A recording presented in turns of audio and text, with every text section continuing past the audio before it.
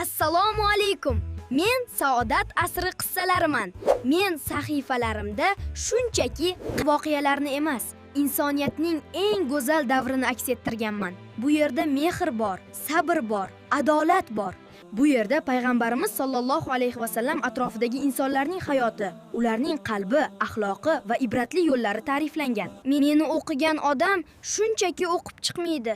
U o'zini tarbiyalaydi, qalbini yumshatadi. Hayotga boshqacha iymon ko'zi bilan qaray boshlaydi. Men bolalar uchun ibratli hikoyadekman. Kattalar uchun esa yo'l ko'rsatuvchi do'stman. Agar sen halovat izlayotgan bo'lsang, agar qalbing charchagan bo'lsa, agar farzandingga eng to'g'ri namunani ko'rsatmoqchi bo'lsang, meni och.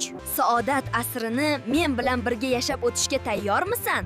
Javobing ha bo'lsa, tayyorman deb yozib ket.